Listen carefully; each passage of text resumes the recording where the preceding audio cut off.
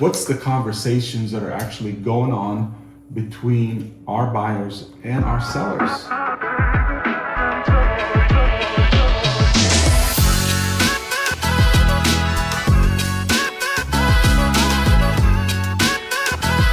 Hey everyone, welcome back to the Cornerstone Realtor Team podcast. As always, I am Ramez and I am here with Jamil. Hello. How you doing? How you doing? All right. How'd you like the Niner game last night? Well, preseason game. It was a good preseason game. The Niners played the Tennessee Titans, and they played the Tennessee Titans starters, where the 49ers didn't have their starters. I saw some good rookies and some good players that the 49ers have added. So excited for the season. Definitely, we're looking forward. It's been a long wait, but finally it's here. I guess you can tell we're Niner fans, so which is a good thing.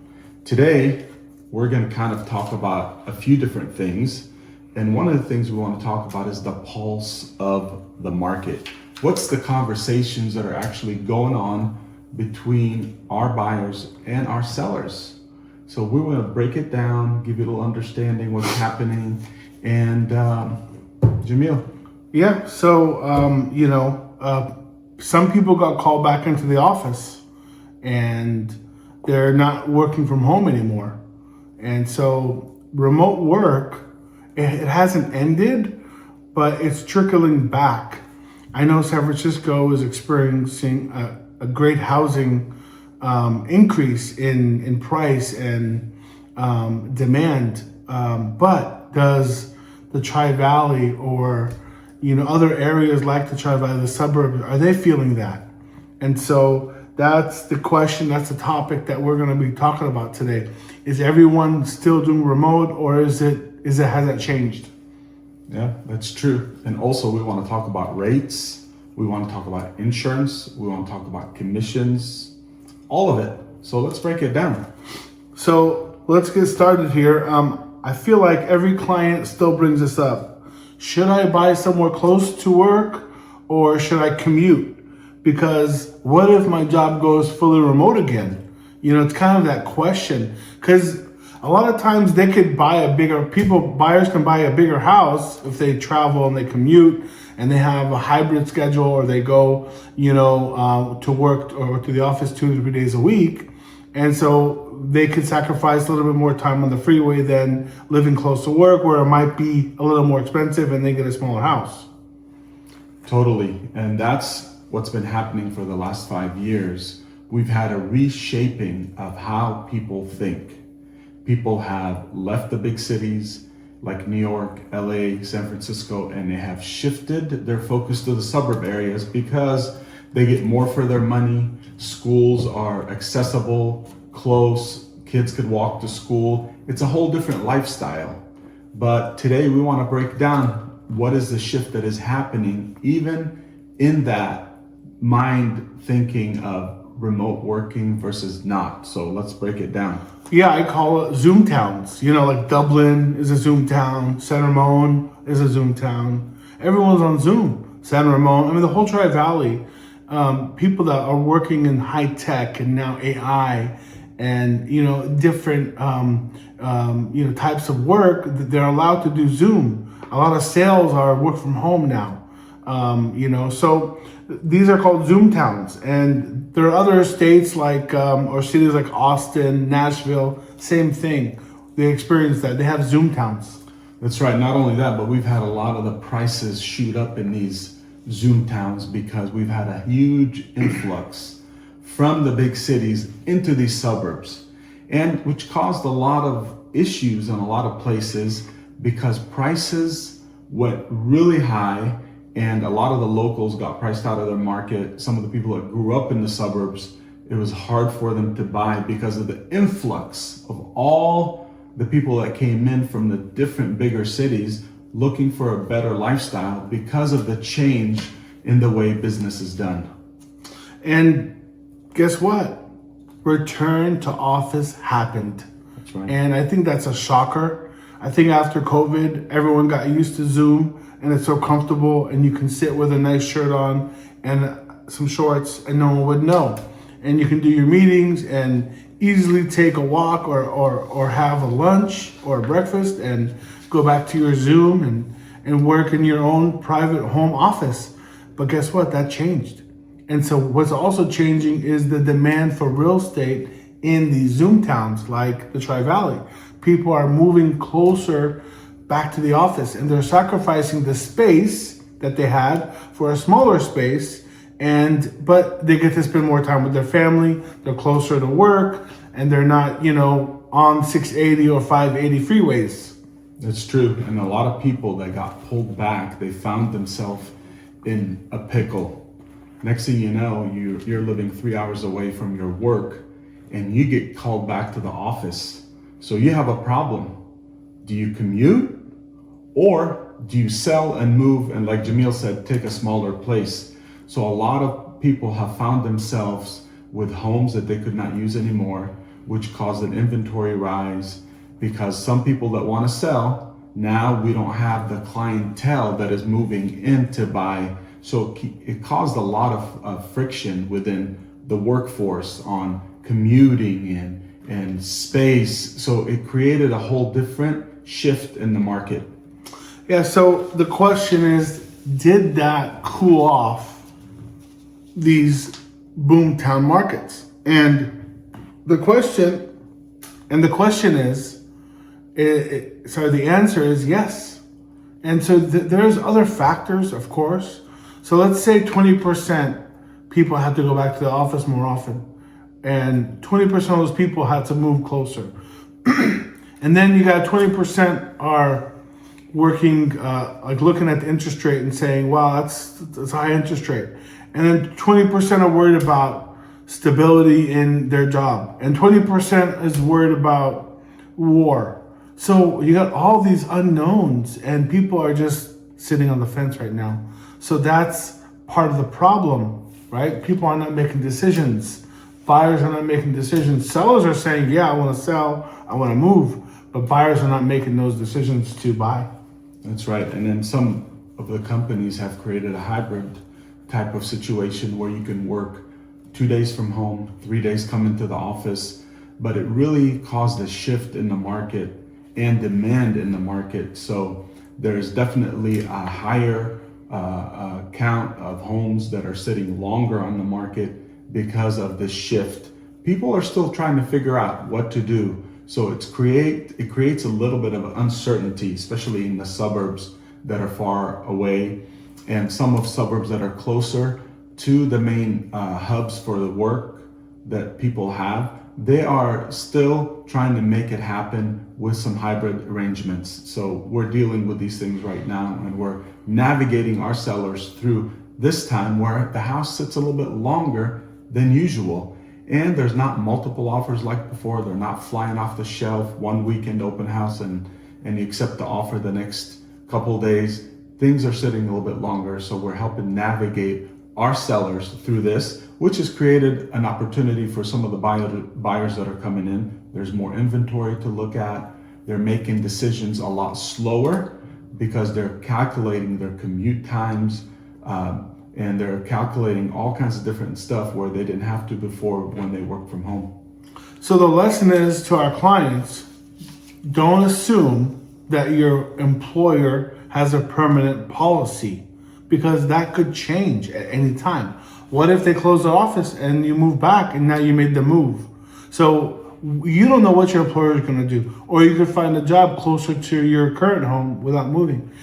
Things can always change. So that's the lesson. Don't assume your employer is going to have a permanent policy in place. Definitely, you have to check the company's policy. One of the things to check is, have they changed their policy in the past? Have they changed from remote to in-office or hybrid? Because companies always change. The CFO and the CEO can get together and say, hey, listen, we need everybody in. So next thing you know, you bought a house 2 hours away and you're having a crazy commute time. So you need to check the policy of your company currently, and if they changed in the past, and if you think they would change. And another thing, I would look at things in writing. If you have a job with a company, get it in writing that your job is strictly remote before you make these decisions. And that goes for sellers in these boom towns. That's you right. know, check the same policies. Check what's going on for the same policies that are happening for the buyers. It's important for you to know. That's right. And also, you have to check the drive time. If you are moving to a suburb area, if you're in the city, check the drive time, check the traffic time. See what it takes you. You don't want to be caught in a 2-3 hour commute every time you have to go into the office. So it's really important. And you don't want to, feel like that where you bought doesn't work for you anymore. And you're stuck spending a lot of time away from the family.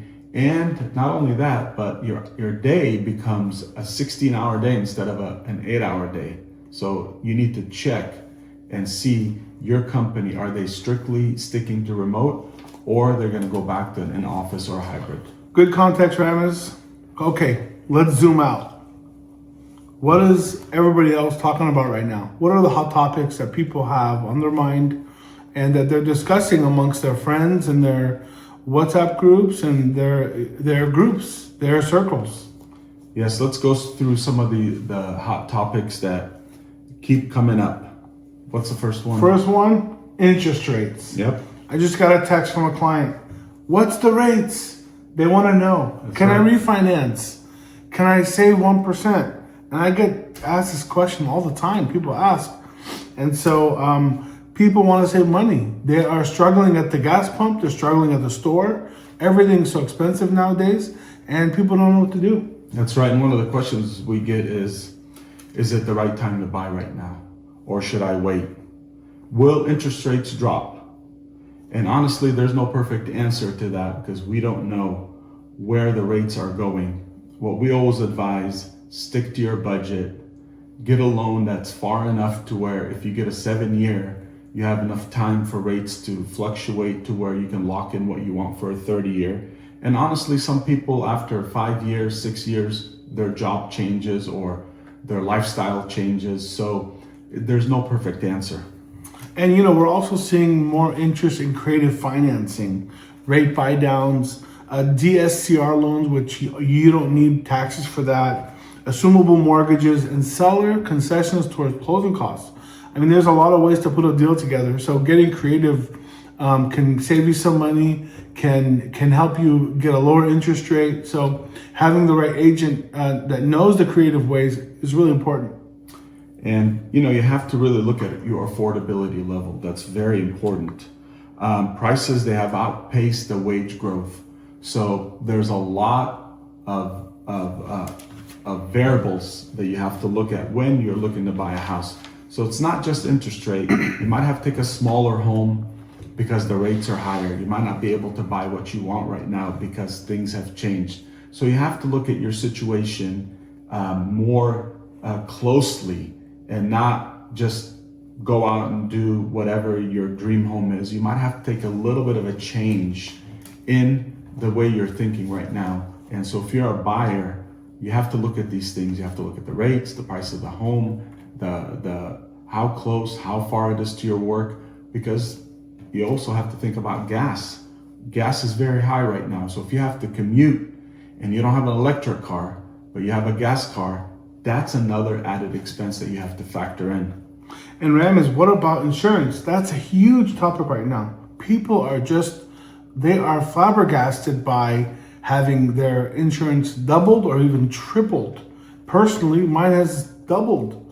And it's so much when you add the cost of home insurance and car insurance and new kids that are new drivers in your home that are going to drive. The costs are just astronomical. Of course, and now a lot of buyers are checking the rates before they even make an offer on a house because a lot of regions have experienced wildfires and some insurance companies have pulled out because of these natural disasters. And so even the available companies are not that much. So there's no competition. So before you make an offer on a house, check the insurance for that house. Current homeowner might be paying $2,000 a month, but the new homeowner might get a quote for 5,000. So that cuts into affordability for sure. And HOA fees are getting more scrutiny for that same reason. A lot of HOAs are raising their dues to cover their own insurance costs. And there's a new law coming out in January where HOA companies they have to increase the reserves from 10% reserve to a 15% reserve in order to get the conventional financing. So if you own a condo, your HOA might be going up. You need to check with them, check on the budget of the HOA. And maybe it's time to sell and get out before the rates go up on your HOA. And also, let's talk about commission structure. A lot of people ask us, especially when sellers come to go to the market, who pays the buyer's commission? So there's a lot of discussion since the NAR changed on the commission structure. So can we break down a little bit, Jimmy, and just talk about that for people so they can understand? Yes. So on the seller side, the seller can still pay the commission. Buyers are wondering, do I have to pay a commission? But the big question is pricing strategy. How do you price aggressively? Do you create urgency? Do you lower the price to get more people in? Or do you hold the price and negotiate from there? It depends a lot about what days on market your local area has. So that's important. But commission, let's go back to that for a second. Commission, typically, the seller pays the listing agent, and then the buyer's agent will ask that the seller pay their commission. That's what's happening right now. But the seller doesn't have to, so it's really negotiable. And not only that, we're talking about concessions too. Let's say your home has a termite issue. There's a $15,000 bill, or 20 or 10 or 5. A lot of buyers are asking for concessions for repairs. They're asking for rate buy down on their loan. So concessions now are coming up more often, where before it would be a non-contingent loan, just give us the house, we'll take it as is. Things are changing in negotiation during the process. Well, what about investor activity, Ramez? I feel like that comes up in certain markets. There's a lot of investors, they're still buying. They feel like a market is going to increase, they're going to buy. And there's a lot of institutional buyers that are happening right now. That's a hot topic. It affects pricing, it affects inventory.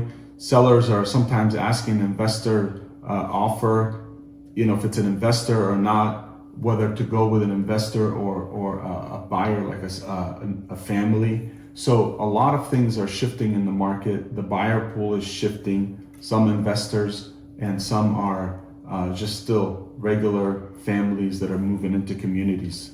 And don't forget climate risk disclosure. Around here, usually it's high fire zone. If you're in a high or very high fire zone or high earthquake area, that's the biggest risk. There are some flood zones, not that many, but we don't have that many disasters, thank God. But there are, some fires that happen in the Bay Area and surrounding. That's right. Let's just be clear that all these topics that we're talking about, they affect each other. Rates affects affordability. Affordability affects the offer that people put down. Let's talk about insurance. When somebody is pricing out insurance and insurance is outrageous, it affects the bottom line. So people are affected. Everywhere you look, there's some type of effect that is happening in the market. It's not separate topics anymore. All these topics are combined, from rates, from insurance, from HOA, from distance to work. These things are all wrapped up together. So you have to have a strategy when you're selling, and you have to understand as a seller what you're coming up against. And as a buyer, you've got to cross your T and dot your I's more than ever. So if you're a buyer or seller and you're listening to this, what is one thing that you took away from our conversation today? What's that one thing? If you have more questions about that one thing, feel free to reach out to us. So you cannot assume things anymore. You have to ask the questions early. You got to ask about insurance early. You got to check out your remote work schedule if you work remotely or hybrid. You got to check into the commission structure, how that work as a buyer. Are you going to have to come in and pay some of your buyer's agent commission if negotiations happens in the middle of making an offer. All these things you need to know up front and be ready for.